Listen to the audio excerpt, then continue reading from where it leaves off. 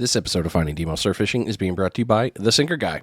Head on over to thesinkerguy.com and take a look at everything that Chip's got going on in the Sinker Guy garage. Need to get your hands all set up for some sinkers? Why, yes, he's got you covered. Best Sputniks I use. I absolutely love them. They haven't failed me, and they hold up really well. And you know, you can adjust your sinkers a couple of different ways to make sure they do a little extra holding power if you need it. Yeah, you can take a look at that over at thesinkerguy.com and also on his YouTube channel. He's got some tips and tricks on there. Maybe you need some rigs. The Bruno rig. We don't talk about Bruno. It's been killing it in the surf lately. Absolutely crushing it. Terminal tackle, tools, lots of other great things that he has available over in the Sinker Guy garage. So again, thesinkerguy.com. Get your order in today.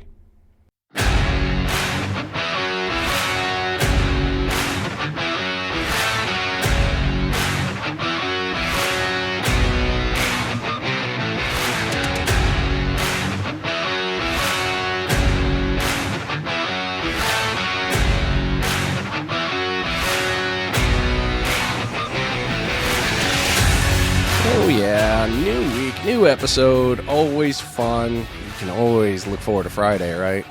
If you're getting this one fresh out of the gate like a lot of you are, hope you're doing well wherever you are. And for those of you listening, you haven't had the chance, maybe this is one of the newer episodes you haven't checked out yet. Welcome to the show. Always good to have you here. We do a lot of fun stuff. We talk a lot of surf fishing throughout the country, and today's no different. We're taking a digital road trip a little north of Florida here. We're heading over to the St. Simon's Island area of Georgia.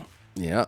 Right. You've heard me talk about that before. That's right. The old fun place where the old Kids Can Fish Foundation Red Bull tournament is held. Yeah, we're talking in that little zone in that area, plus a little up and down. But we'll get right into that. But we're talking with Seth Silverstein, doing massive things in the fishing world, in my opinion. He may downplay it a little, but I think he is.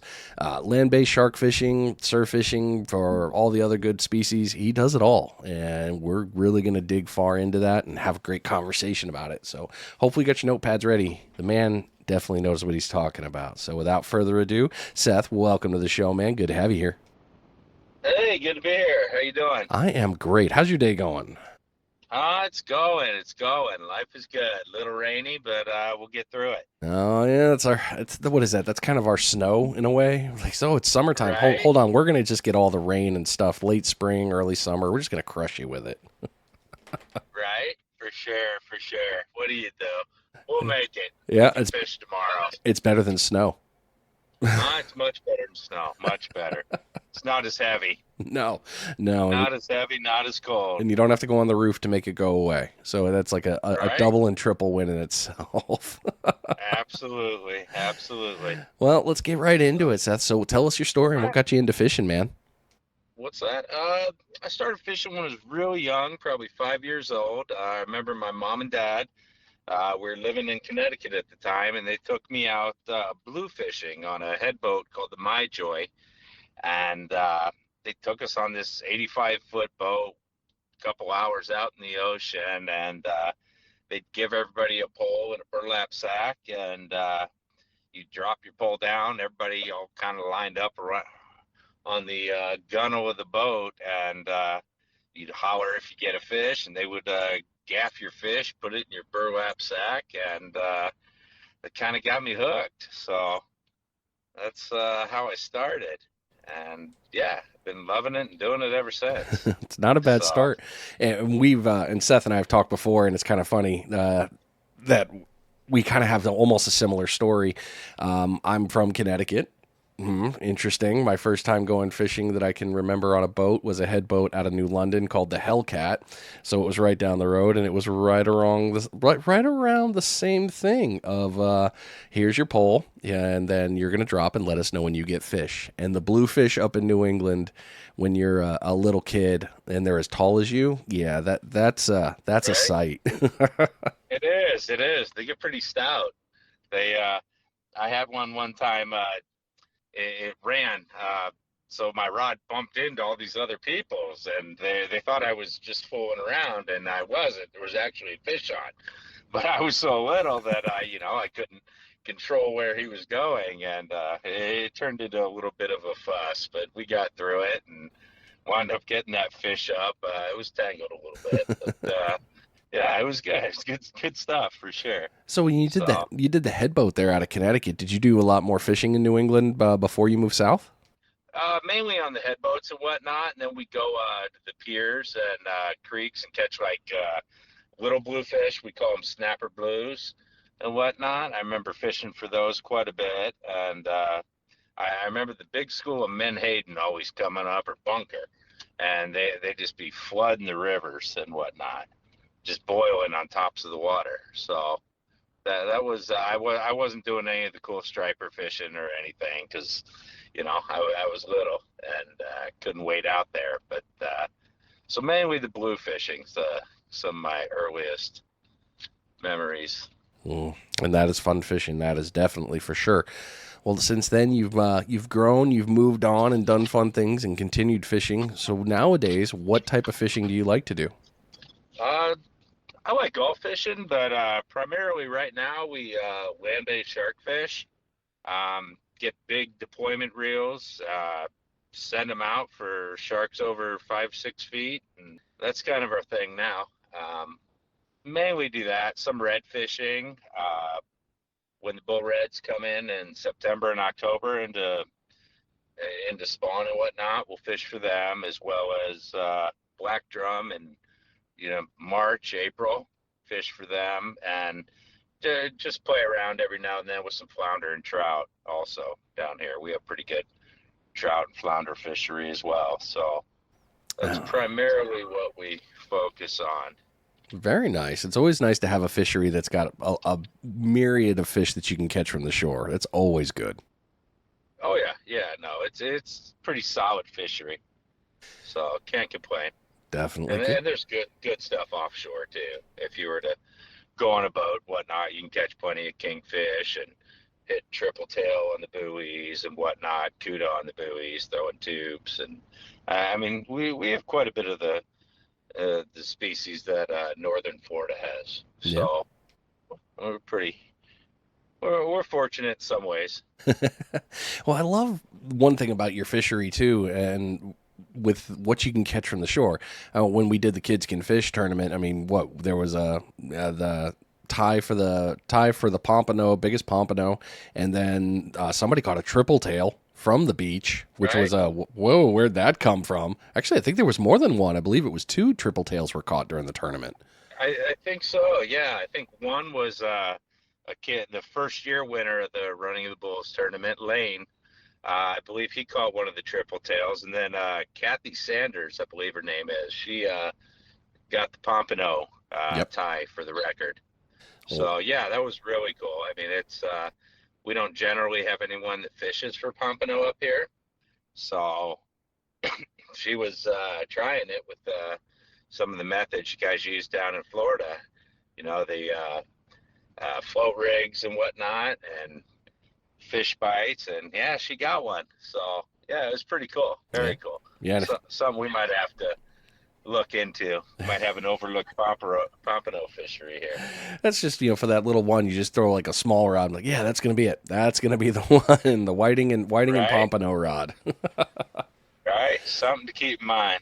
Use those fish bites. I love that stuff out there, and that's super good, especially with your water. And we'll definitely talk about that as we continue there. And if you guys haven't seen Kathy's post on that or any of the information, you want to send her congratulations, you can take her a look at her. She's I believe it's Fishing Girl, FISHIN Girl. You can find her on social media platforms. I'll have it tagged back in the comments too.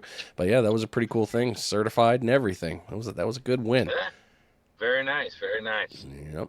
So let's talk about this one. Moving as we continue with the history of you here. What is your favorite thing about fishing? I like the serenity and whatnot. Also the way we fish, land-based shark fishing, we usually have a team, a couple guys, that work well together. I mean, bringing in a good-sized shark, it's better for the shark and better for you. So I like the camaraderie part of it. I like the peace and quiet part. Also like watching my kids learn and grow as fishermen and whatnot. So that's kind of my passion is really watching the kids just become better and better and try to break their personal best, and whatnot. and teaches them about patience and keeps them off the old Xbox. So Oh, the old Xbox. yes, sir.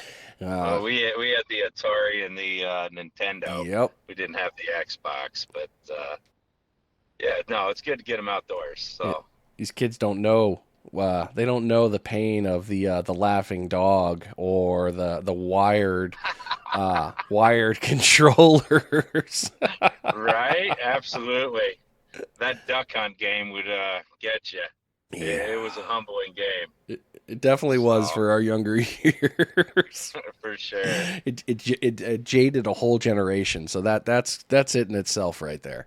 Oh, oh man! Good stuff. Hopefully, everybody listening to this, if you were a Nintendo player, you could see that dog it's like shooting the screen Right? at it. You throw the gun and whatnot at the dog. Hey, I don't know what happened. Back, Tripped over the cord, yep, Mom. yep. Back when TVs were bulletproof, almost too. Right? They were. You could throw a couple things and get away with it once in a while. Absolutely. So you do a lot of land-based shark fishing, but like you said, you've got a great fishery there with a lot of options. What is your favorite fish to Sure. target nowadays? What's that? Because I do a lot of land-based shark fishing, I really like sharks. Um, I, Probably lemon sharks are one of my favorite. We get a ton of lemon sharks here on the Georgia coast, and they just blister it. I mean, they tire out, fairly quick compared to some of the other species, but they really that first couple runs, they really grab it and go, get your heart going. So That it'd have to be lemon shark. oh, I've heard. I think you and I believe Coastal worldwide has talked about Dylan lemons Weir. and yep. Dylan's out. Congratulations, Dylan! If you hear this on your wedding, we're very happy for you. Hope you're having a wonderful time. Congratulations, man. But he's always talking about how sharks, that initial run, you can kind of get an idea of what you're dealing with on the first couple minutes after the hook set, and then how they fight, and then obviously you get the win at the Right. end. But I've heard that a lemon grabs and runs. They do. They do. Depending on how you set your drag, you can stop them in their tracks, or if you set your drag a little bit lower, where like we do in Georgia, because our fish are a little bit smaller than those Florida boys. But yeah, I mean they can run you pretty good on light drag and whatnot. It's fun. It's really fun. So That's the key. It is always the key. What has been what's the craziest or favorite catch that you have in your brain? oh, I don't think I have anything that crazy. Unfortunately, we'll get a pretty big sea turtle every now and then. Ooh, That's kind of yeah. nuts, and we'll get one or two a year, and we'll get the hook out most of the time. But occasionally, we'll have to call the sea turtle center, and they'll ship somebody over to come get the turtle, and they'll rehab him and send him back out, which is good. It's nice we have a place like that pretty close that can come and get them if you find an injured one or you hook one or anything like that. So it's in their favor that we have it. So Yeah. it's Yeah. a good thing. But car parts from a cargo ship that caught on fire, caught some of those. What? Yeah, there was a cargo ship that it allowed too much water in the ballast system, and it caused it to almost tip over and land on a sandbar in the St. Simon Sound. It was there for approximately almost 2 years while they had to dismantle it. They had to bring in I think it was called like the VB 10,000 or something. Um, Giant crane. It looked like almost the McDonald's arches, and it had a giant diamond chain. And they cut the ship into 8 different sections, and took them 2 years and $2-3 billion to get that out of our sound. So, I mean, it was great for tourism. It was not so great for fishing, but it is what it is. So, yeah, caught some car parts here and there. That's crazy, dude. So after all of that right there, and now you have car parts sitting on the bottom, and you can still pull them. Wow, that's You crazy. can, you can. Unfortunately, they're Hyundais and stuff. I didn't get any Rolls Royce hood ornaments or anything cool, but yeah, we'll get what we get, you know. Definitely get that So, one. Well, with everyone, I always love asking this one. What is a bucket list fish that you want to catch someday? a bucket list. Oh, probably the guy in a gray suit. He has to be in Georgia. Um, a great white would be amazing from the land in Georgia. Will it ever happen? Probably not, but we'll keep hoping. So you never Yeah. know what's out there. So that's what's so cool about the ocean. Yeah. I mean, you can catch anything. So that would be it. Even though it's a protected species and whatnot, I'm not aware of anyone that has caught one from the beach in our state. So who knows? Maybe or Mako. Mako would be amazing too. But Yeah, the blue man. yeah, it'd be very cool. But don't think that's going to happen either. But well, we can wish. Yeah, you never know with sharks, right? I mean, you go out there to shark fish, and all of a sudden it's all, oh, hey, well, that's different. Right? No, I mean, we actually, last week or so, I caught a tiger shark uh, here, and it being May is pretty early for any tiger sharks to be caught in Georgia. So that was a nice little welcome catch and whatnot. So I mean, usually we'll get a few tigers in June and July, and occasionally in October, but yeah, it was the first one in May, so yeah, Oh, that was pretty cool. wonder if that's going to be a sign of things to come for the shark season. Hope so. I hope so. Be nice if we got invaded with them this year.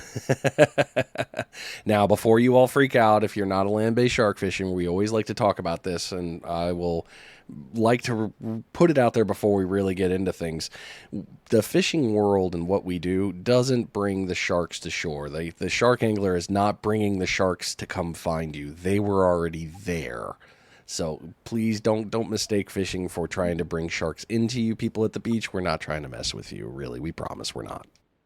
No, absolutely not. Absolutely, and we try to fish when there's no one swimming in the water and whatnot, unless busy days, uh, Yeah. or or at night and whatnot. We try not to, you know, see little kids swimming and chunk out 5 pound piece of bait. That's just not what we do. Yeah, not We, so we try to keep it on the up and up. So perfect. Well, you talked about a bucket list of a couple of ideas there. Where would be a dream place for you to try and go fish someday? hey, maybe Costa Rica for roosterfish. Oh, That would be pretty yeah. cool. Those are pretty unique critters. Wouldn't mind one of those. No, that would definitely be. I could see that being pretty cool. For those of you who haven't seen, also Sean Lawless just came back from a trip from there. Did you see? Have you seen his videos yet? I have not. I have not. Sean Lawless? Yep, the Lawless Tide. He just got back after a trip down there. He was down with Salt Squatch and the crew down there, and they were out in the jungle, did some fishing, and they were catching a whole bunch of different types of fish. I believe they got a rooster, a bunch of cuberas, but Oh, man, nice. between that one and Los Busos, that place just looks like so much fun for a fishery down south. No, that'd be amazing. That'd be amazing. I probably should go do it. I'll wait till all my kids are a little bit bigger, but I don't want to go all the way out and find out, they don't remember or something. Done Yeah. that at Disney World. We're gonna wait, That's right. Make that dollar stretch, man, because right? that's not a cheap trip to go. That's for sure. No, it's not. But we'll get there. We'll Yep. get there. I got faith. Yeah, there you go. So Well, last question on this one, and then we'll move into the knowledge piece. What has been one of your very favorite fishing memories? I think it's a recent one. In October of 2021, the Kids Can't Fish was hosting their first annual Running the Bulls tournament, and my son and I doubled up on redfish during the tournament, and his held up, and he was able to get third. So I think that's probably one of my favorite memories and whatnot. It was just really cool, the fact we both doubled up and his fish was able to get him third place. So it was pretty exciting. That's And I mean, his grandpa was there and whatnot. It was cool. It was really cool. That definitely would be a great memory. I mean, and that's such a fun tournament to fish in. It really is. Oh, it is. They're a great group, and we're pretty active with them, and look forward to see how they grow and progress in the future. They're really good people, so pretty pretty fond of them. Yeah. Hard not to be. Hard So, not to be. for sure, for sure, they're great people. And I mean, and their cause is great. I mean, we did a cast net clinic with them last weekend, and I mean, it was great. I mean, there must have been 50 kids out there that each received a cast net, and yeah, it was just really good. I mean, we were getting kids that never done it before, and once we showed them how, I mean, they're throwing pancakes on their first cast. It was just amazing. So to see their face light up after, you know, they didn't think they could do it or were struggling, and then you just show them a little different way, and all of a sudden they're throwing a pancake and catching fish or catching crabs with the cast net. I mean, they're just thrilled. It was awesome. So look forward to doing more stuff with them. That was a really good looking one too. I was sad that I live so far away, but that was a great clinic. So great job being out there with them, supporting and helping, man. Oh, for sure. That's huge. Absolutely. Absolutely. They have a good mission, so we're pretty fond of them. Perfect there. Well, we've already finished the first part here, so let's move into the old fishing tips, tricks, and knowledge. But before we do that, hey, it's been 20 minutes. You know what that means.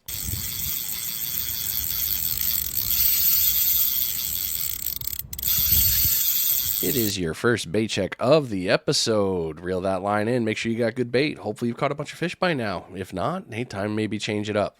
Maybe a little bit of something different. Maybe that one fish bite isn't working. Change the flavor and the color. Maybe the rig doesn't. I don't know. Get it on back out and try again. This bait check is being brought to you by Ninja Tackle. Go over to ninjatackleva.com and get your hands on a whole bunch of great things. And I can't say enough about this 7-foot travel rod. I've got it. I've had it out a bunch of times, and it has yet to show me a weakness. Throwing a little bit past its rating a couple times, and also right down to the bottom of its rating, and it is slinging lead however I can. Great control and great fishing with it, and that will cover you on so many different myriads from the surf all the way to inshore, and you can play with it offshore if you really wanted to get crazy with the Cheese Whiz. Yes, you could. He's also got fishing rigs, different types of rods. He's got in there into the Achios brand. And if you want into the tactical side, Ninja Tactical's got optics, Glock components, different sub-assemblies for weapons as needed. So if you want, take a look at that. NinjaTackleVA.com. Get your order in. Be all set up for success. So now that we moved into this one, let's talk about the old fishing tips, tricks, and knowledge. So for you personally, if you're going out to fish, not when you're, doing any of the other bigger ones like that, how do you plan your fishing trip before you go? What's that? First thing we usually do is check the weather. Obviously get all our gear ready, make sure our leaders are all done, our baits all together, poles have top shot, whatnot. Check the weather, make sure, we're not going to turn into a lightning rod, and wind's a factor. We,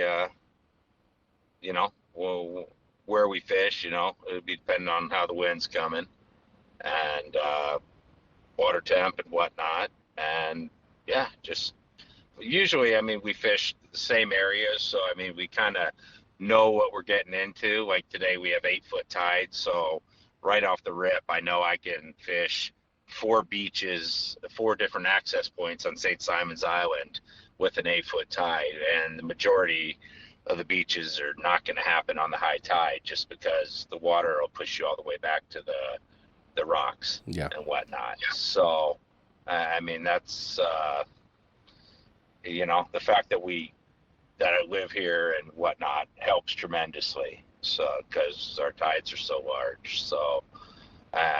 Obviously we'll look at a tide chart, see what's going on and go from there. Man, your tides, I'd almost forgotten about how the tides are there. Oh, well, we'll never forget. They're massive.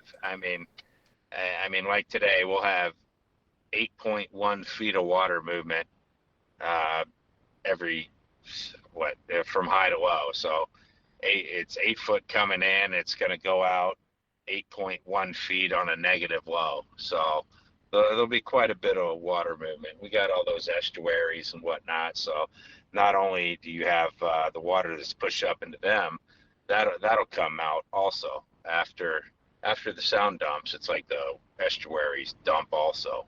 Hmm. So it's like you get that other little pickup of more water movement and whatnot. Okay. So yeah, it moves quite a bit. So So with all the movement there, and I know that you fish a lot and you have your own honey holes and that, but if someone was coming down there to try to start fishing here, based on what you just talked about, whether or they got a plan there, now you're going out, how would you select your spot to fish?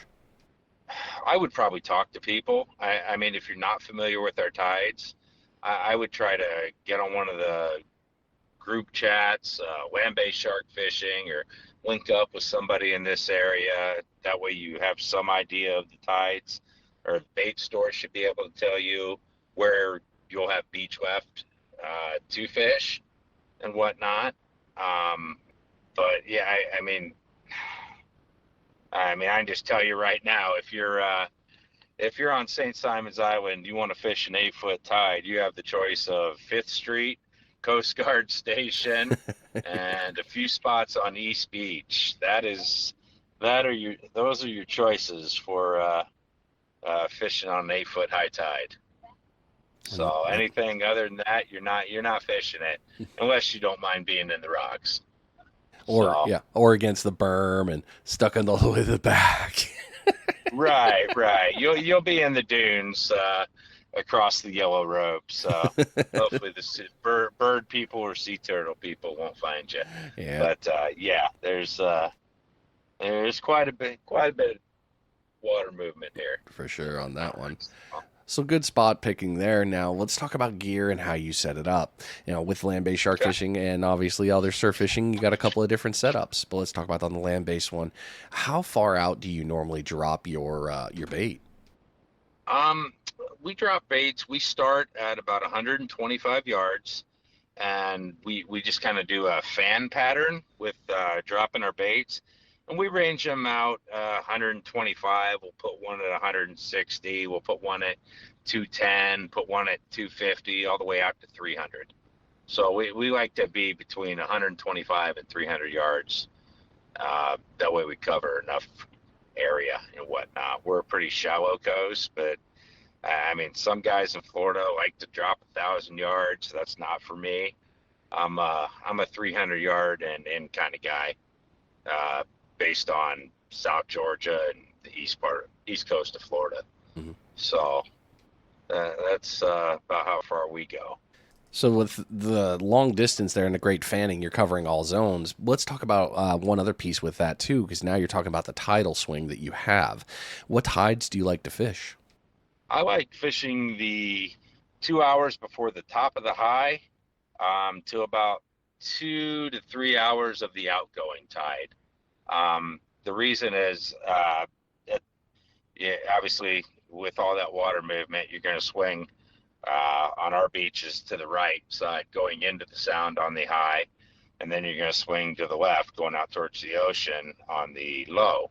So that way, because if you fish after, say, 2 to 3 hours on the switch from high to low, it'll just start pulling too hard that 16-ounce spider weight will break, and you'll be down the beach.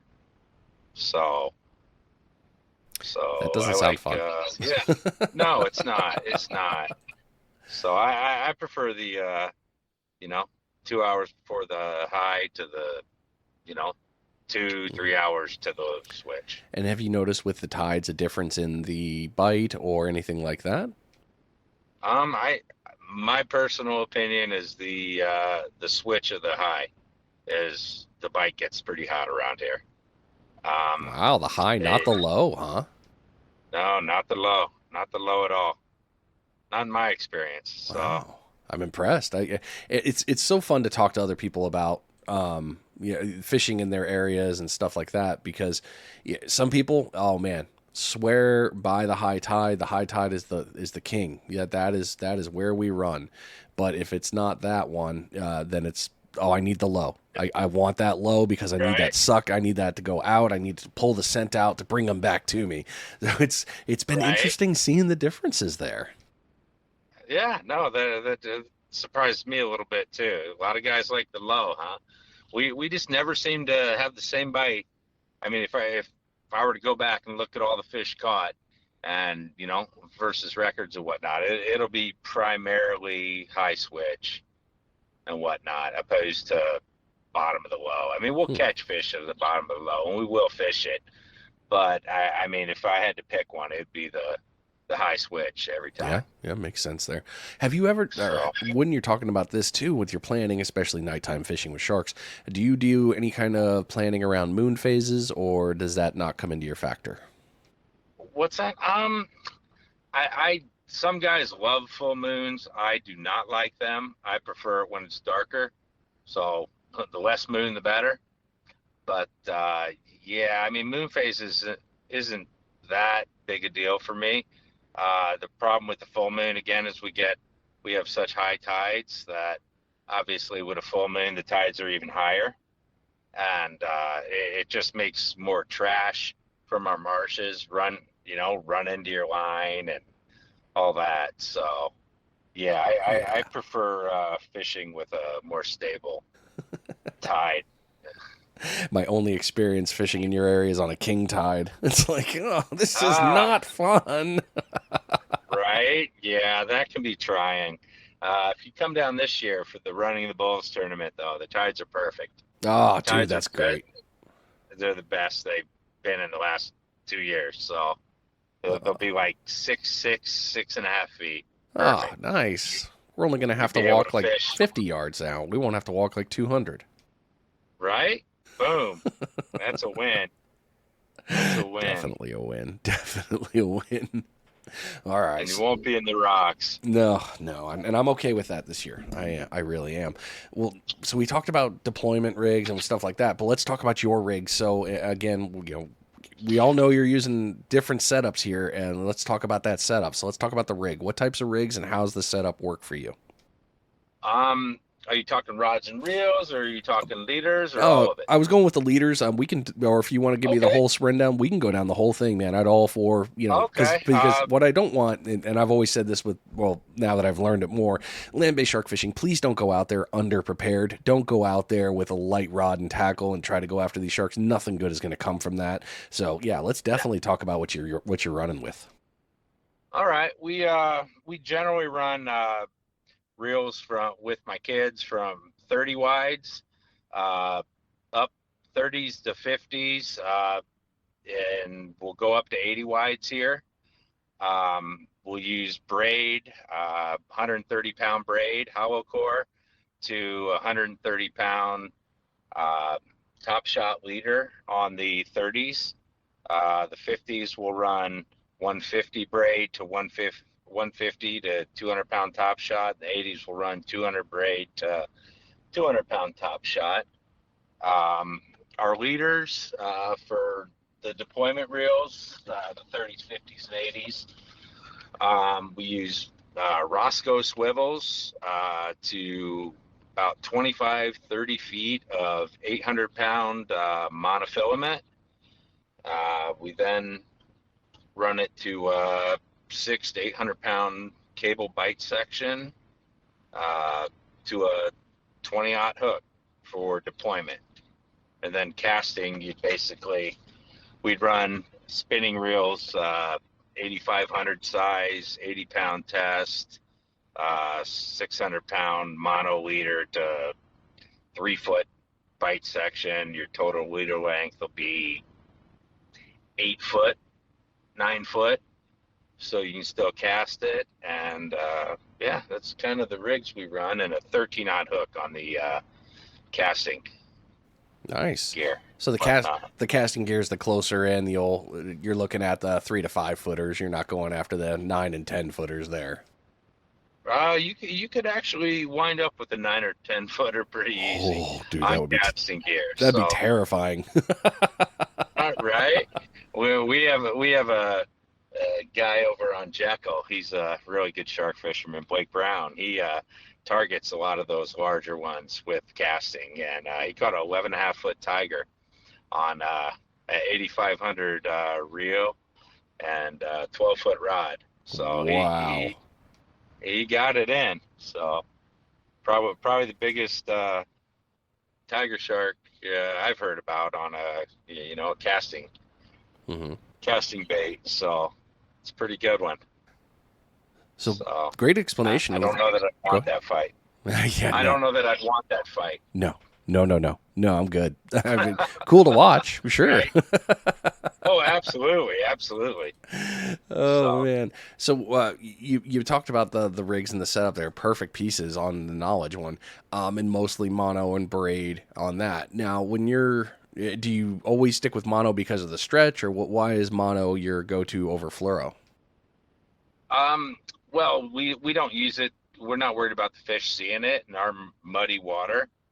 But mono's fluoro is just too tough to use as a top shot for us because we put about 100 yards of top shot on our reel, and then the top shot goes to a swivel, and then we have a mono shock leader on our leaders of 25 to 30 feet to cable and hook.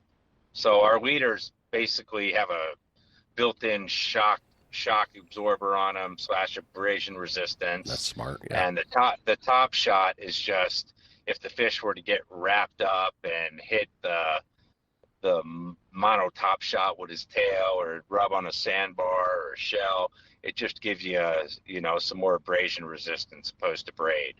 That I mean, you nick braid and it's pretty much a goner. I mean, it's great because it doesn't stretch and it cuts through the water wonderfully, but I mean, the mono just gives you a little bit more insurance against breakage and whatnot. So, it, wears a fish out faster, and it's your friend. It helps you. It helps the fish. So Yeah. Make that's why good call. that's why we use mono. Perfect, good knowledge, and good. Thank you for sharing on that one. Because hopefully Oh, you for all sure. took a little piece of happiness out of that.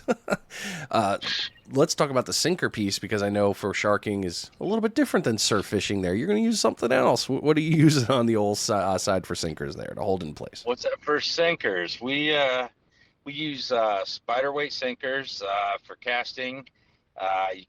We use 8 ounce pyramid to 10 ounce pyramids, or we use an 8 ounce spider weight. For the deploying, like droning out or kayaking out, we use generally a 16 ounce copper leg spider weight. Uh, it holds a little better than the aluminum and doesn't break your rod like the stainless steel ones will. But the stainless steel ones are wonderful, but I mean, the problem is, I mean, trying to get them in, it's a chore. Yeah, It could take your rod out. I mean, so and we found the copper to be a nice happy medium between the two. copper does like to bend a little. Gets brittle after a bunch of times, but copper likes to bend a little bit more than steel. Huh? Yes, sir. Yes, sir. All right. So So, moving into the next piece, and with that one, what types of bait or do you like to use? bait, we like a lot of stingray, barracuda, kingfish if we can get it fresh, and shark, like Atlantic sharpnose or bonnethead. Those are the two here we use most often just because they're accessible. They only have to be 30 inches to keep. So, yeah, I mean, you can get a sharp nose at 30 inches, no problem. And you can usually get a bonnethead to 30 inches, no problem. So they're accessible, and sharks love to eat sharks. So Hmm. uh, those are preferred baits. Which is weird. It's almost like why. But then you think about catfish. You could throw a catfish out, and a catfish will eat it. So they're just Right? gonna eat the meat they smell. No, you're right. And I mean, some of the sharks actually uh, will fight in the womb and whatnot. Like if there's one that's larger, it'll take out its siblings in the womb. Sand tigers are a good example of it. So yeah, I mean, maybe they learned it before birth or something, but yeah, they like shark for some reason. Didn't know that. That's kind of a cool little Sir. knowledge piece there. Huh. Well, before we move on here, we're going to go ahead and knock out one more bait check because we got more questions and we got a lot more to go.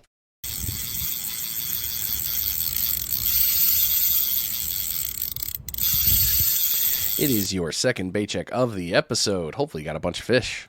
That's what I'm hoping. That's what I'd like. We all want that, man. We all want that for you. Bring that line in and double check it. Make sure it's good. If nothing's happened yet, maybe it might be time to move on. And it's been 40 minutes here. I mean, I'm not trying to tell you, but it might be time to see if something's different. This bait check is being brought to you by DS Custom Tackle. DSCustomTackle.com is a great place to get your hands on all sorts of subassembly and rigs and rig making gear, hooks, swivels, teasers. I mean, you name it. So many great things. If you're a rig tire looking to get your hands into a supplier or somebody to help you out through this, DS Custom Tackle is an excellent option to go with. They've also got pre-tied rigs, old Barry's rig, the BS fishing rig. Love it, dude. Love all the good things you're doing. Yeah, it's got that little nice looking sand flea one. And don't forget, talking about the sand flea, the glow in the dark one. Man, that float, it's doing some good things if you haven't seen it online. DSCustomTackle.com. Get your order in today. Get yourself set up. You're going to need that gear. Get it from a good source. Well, now that we moved into the base, we've talked about sharks. Let's talk a little bit about some of the other fishery because you also fish for trout, triple tail. You know, you still also do the regular fishing. Trout Right. are a huge. You guys can catch them there at the surf all the time, from what I hear. What's that? Yeah. We can catch them. I mean, popping cork and live shrimp is usually what everybody uses around here for trout. I mean, you can use artificial, but I'm not.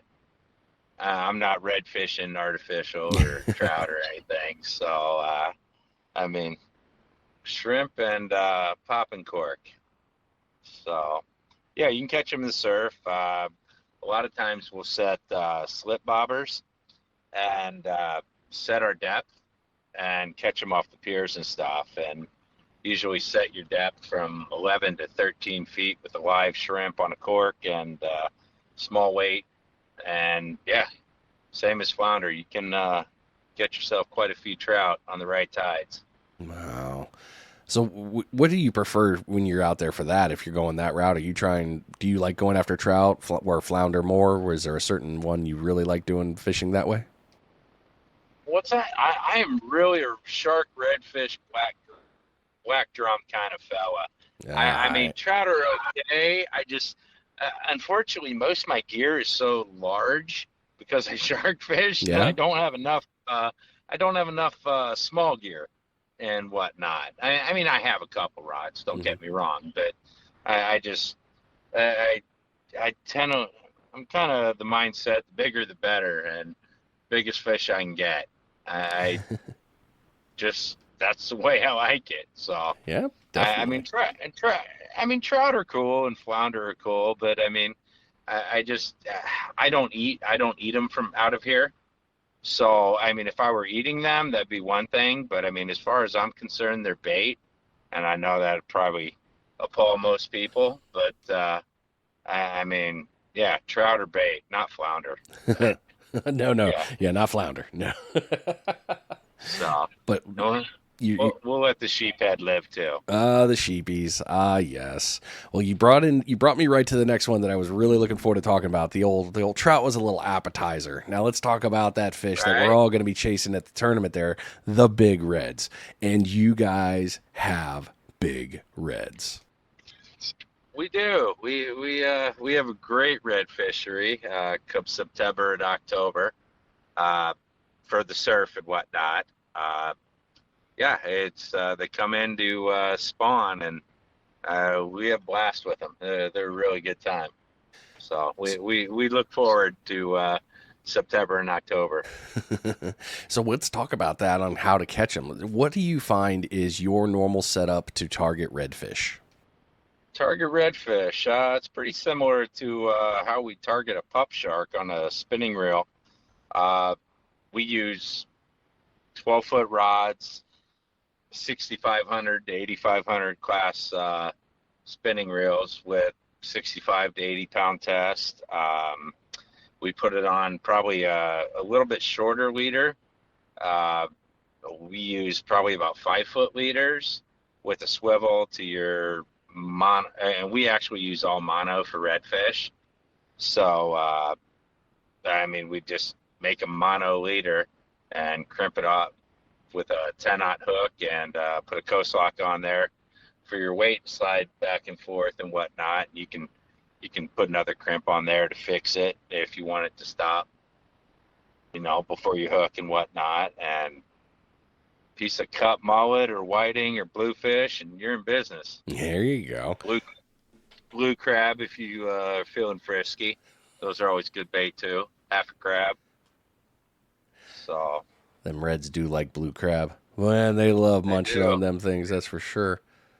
Yes, sir. With a 10-aught hook, the good thing, I mean, if you're going out for the big ones, like I said, big hook, big bait, big fish, and you're not going to be dealing with the pesky smalls to try to take the stuff away. Granted, you're probably, you've also got a possibility for a shark. Have you, what's the kind of like, all right, hey, look, we're going to go with this because we're targeting reds. Have you found a different method works better with reds than it doesn't really bring the sharks down to you or catching them? No. Yeah, same No. Same here. That's why I was asking, like, I know you might have a trick. All right, I'll take it. I wish I did. But I mean, truthfully, if you want, crab will cut down on your number of sharks. But if there's bonnet heads, which there usually are, because we had the mullet run around then, the bonnet heads will come and pick up your crab. But generally, a lot of the other sharks, you don't, at least I don't seem to catch them as much on crab as I do like mullet or whiting and whatnot. So. And you've got a great mullet. And with the. Sorry, go ahead. Oh yeah, no, we have a great mullet run and whatnot. It always helps the old bait freezer when you can throw a net and get some. So. Definitely. I mean, that's one of the things I laughed about when I went down and visited. Like, hey, you guys want to go throw nets for mullet? I'm like, throw nets for mullet? What are you talking about? That's a thing down up here?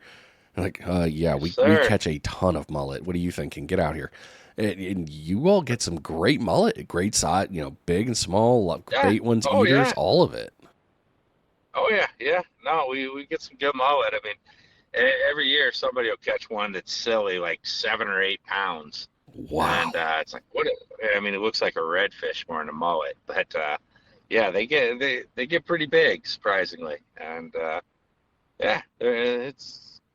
they're welcome for sure.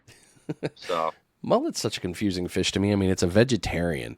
It's like, come on, just eat a sand flea just once. Maybe a piece of shrimp. Right? It's okay.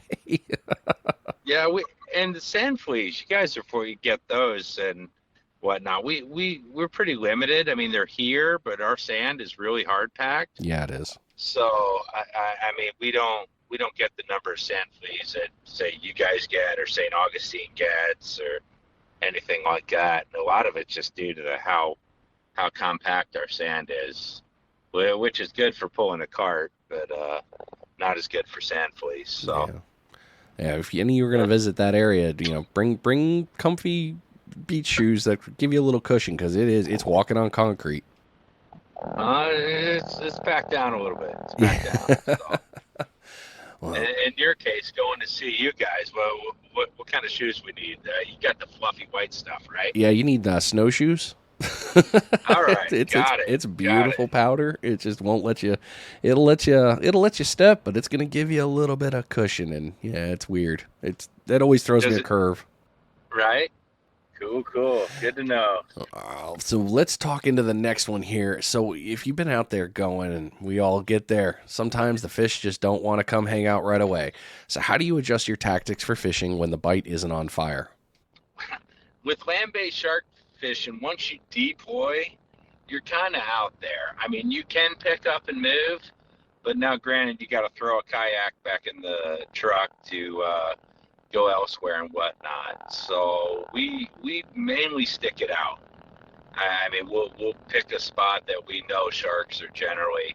I mean, they go all up and down the beaches. I mean, if you're out here on St. Simon's or Jekyll, I mean, there's a shark gonna come by your bait. It's just how it is. So, I mean, just a matter of sticking it out. You can move, but I mean, like again, I mean, you're throwing a kayak in the back in the truck, or I mean, or you're reeling up 5 rods that are 300 yards out and going down where you just likely have the same shot as you do where you were. I mean, it's just a matter if they're gonna eat or not. You get the right one that swims by. So Right. And like you yeah, talked about, your watercolor plays a little bit of that game too. I mean, you don't have, you guys differentiate between mud and a little murky, and you get it clear days too, but right, you guys have to play into that game of watercolor. right. And I mean, most of the time, our water inshore looks like Yahoo, the drink. I mean, it's full of sediment from the estuaries and rivers, and we're a real shallow coast, so it's real sandy and tough to see. So I don't. I mean, unless you're back in the creeks or whatnot, visibility is.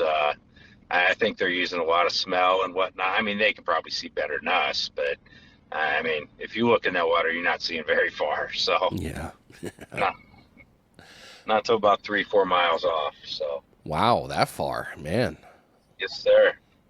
And Yep. your islands are, it's a cool thing to see if you guys haven't been to St. Simon's area or Jekyll. It's the island chain is pretty fun to look at, and it's pretty, but it's also weird. We're like, wow, there's a sandbar out there.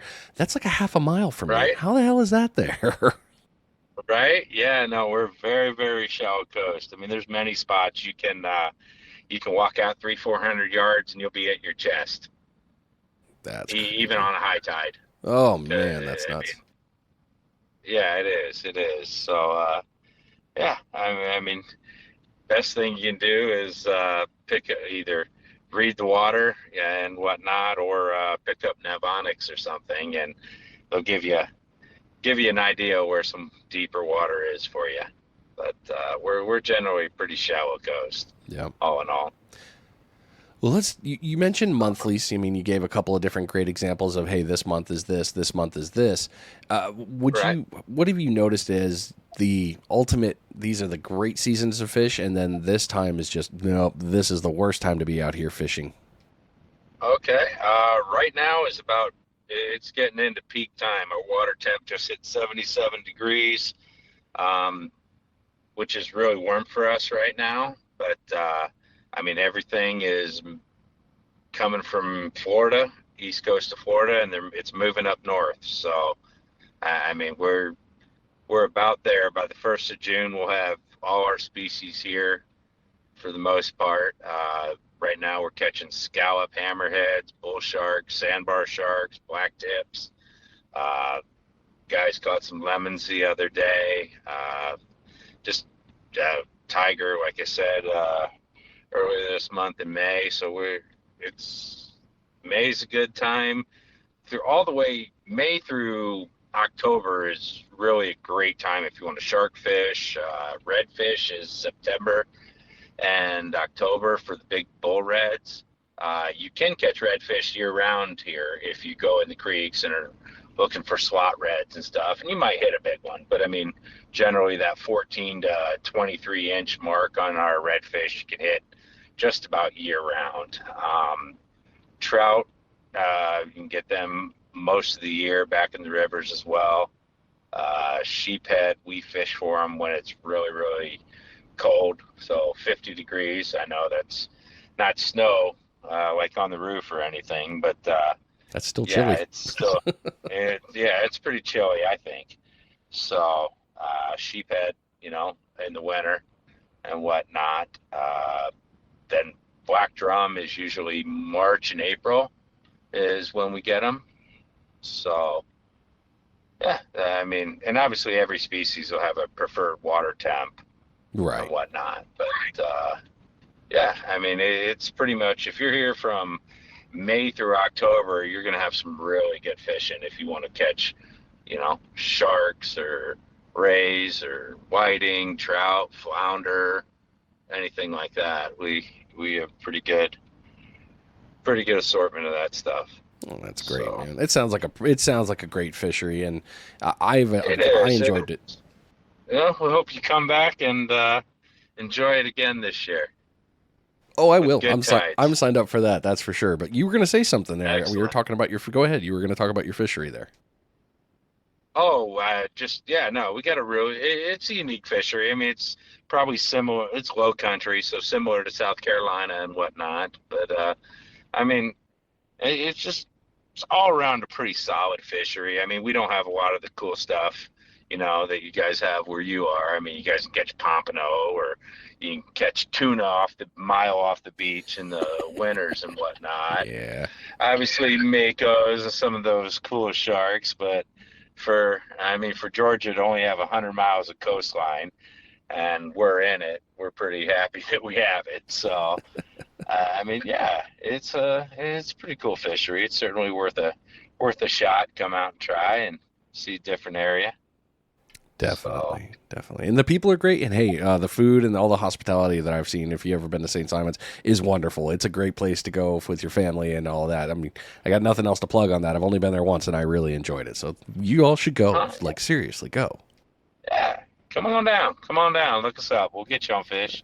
Oh, there you go, right there. So, All right, well, we're moving into the last section, the closing section here. But before we do that, we got to do, we got to check one more time. We got to make sure we still got bait going.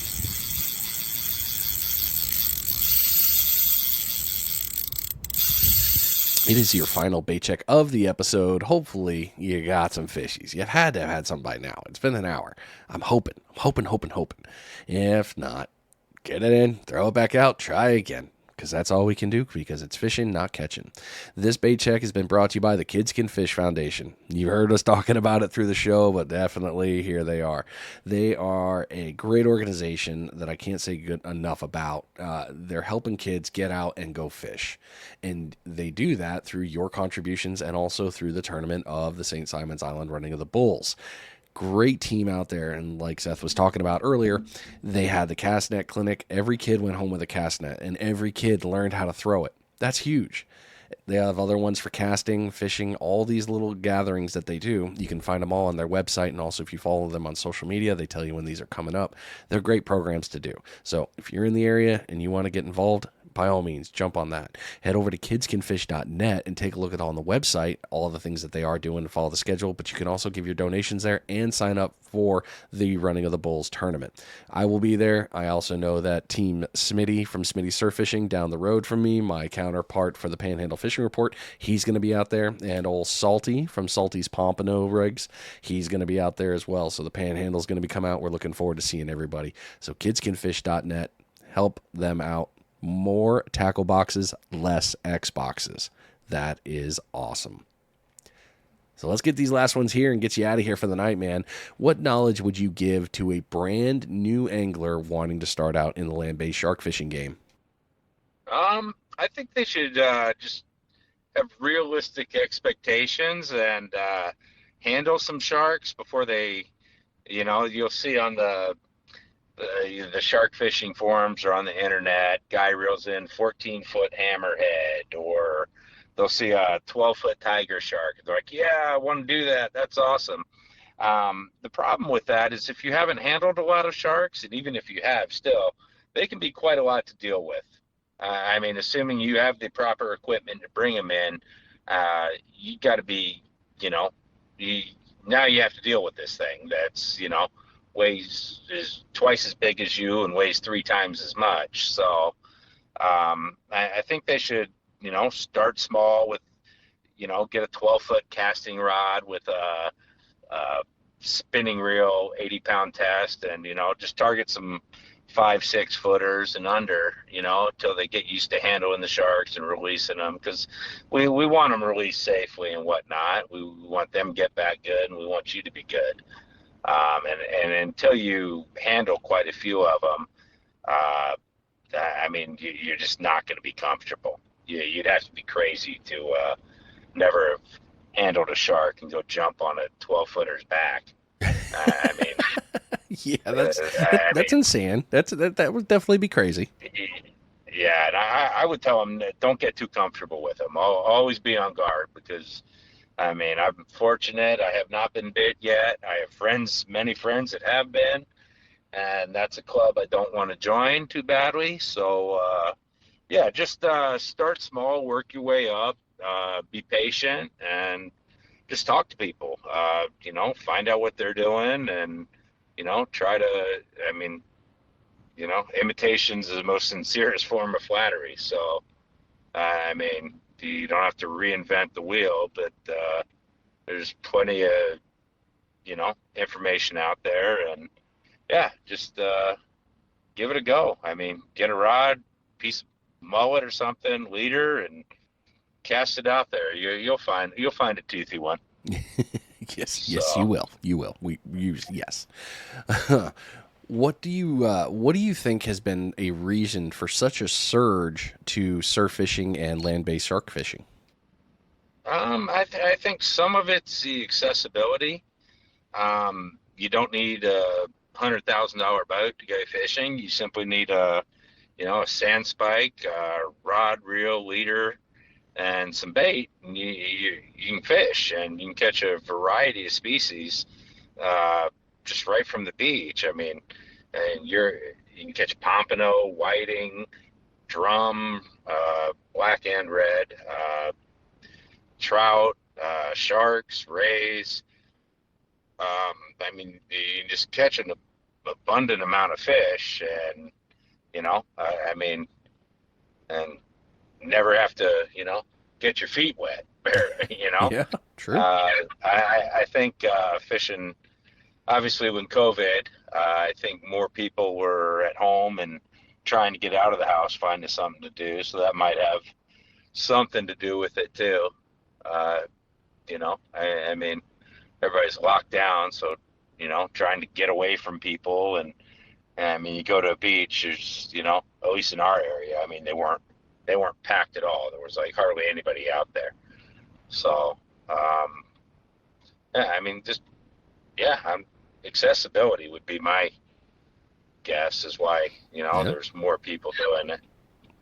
So Hey, all that makes sense, man. I always wonder what people think on these ones because it is. We love our sport. It's a great sport. We enjoy it. It's great, relaxing. It's a lot of fun. Great memory maker. But on the same one, yeah, all of a sudden we see more and more. I'm like, hey, that's fine. I think there's plenty of beach for everybody. Just enjoy no, yourself. there is absolutely, absolutely. Yeah, I mean, like kids, I love seeing the kids get into it though. I mean, Oh that yeah, that really, I mean, any day of the week. I mean, my kids want a video game. I'm kind of like, I don't know if you need it. They want a fishing pole. Here you go. I'm all for it. Get them outside. So, if the kids ever listen to this, you can bribe your dad with wanting a new fishing rod it's a instead decent of a video decent game, bribe. Decent bribe. right? All right, second to last question here. One more about the new anglers here. What do you recommend to someone coming to your area to fish that's never been there before does before they put their lines in the water? I would probably go to the local tackle shop and just find out what's biting, what the tides are. I mean, I know when I go to a new area, I always try to get a tide chart, so I know what I'm dealing with. Tides are different in every place. I mean, you guys get very low tides where you're at. On the East Coast, I makes me laugh because they're like, today we have 4 feet of water movement. It's like, really? 4 feet? That would be lovely. But yeah, so I would probably get a tide chart and know what, asks you just some local info as to what's biting in the area or whatnot, and see if they have any recommendations on spots or beaches. If you come to our area, I'd be real mindful. You've heard me talk numerous times about our tides. We have rip currents. Just be careful of that. Uh, just be careful of the rip currents and whatnot. I mean, tide comes in and goes out pretty quick around here, so just want everybody to be safe and have a good time. Great advice right there, and you're right. You do have some movement there, so definitely something to be careful over. All right, the last question, and you can finally be free. All right. What's next for you? I'm just gonna keep on doing what I do and hopefully get to visit some new places. Keep fishing with my kids, watching them grow and become better anglers, and yeah, see if we can't set some new PBs for the year. Nice. So that's what I'm looking forward to for this year. No, it's going to be great, man. I know. I look forward to following you. I enjoy following you on social media. I like that. The seeing the things you do and the catching, and I also am extremely excited to see you again at the tournament. I look forward to catching up with you again at the weigh-in. And, sure. You can have the big one. I'm going to defend my crown for the small one. So you guys, I wanted that crown. I'm not going to lie. I really hope that was.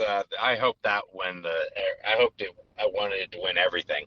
It was just like, you got to be kidding me. I've never heard of anyone catching a redfish at small from the surf. Me neither. During that time. I mean, a 13-inch, a rat red. It's like, come on, that's not right.